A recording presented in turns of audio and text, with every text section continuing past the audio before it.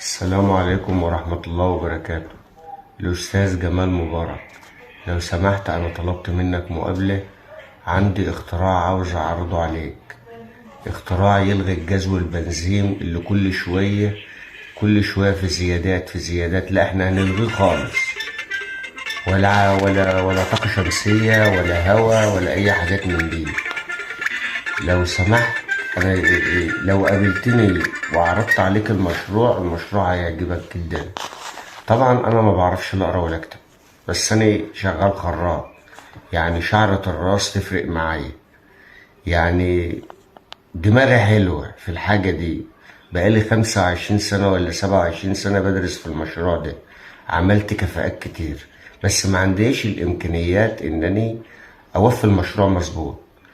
طبعا المشروع يلزمه حاجات ومهندس كمبيوتر، بدل ما اقطع واشيل واحطه بيلغي الكلام ده.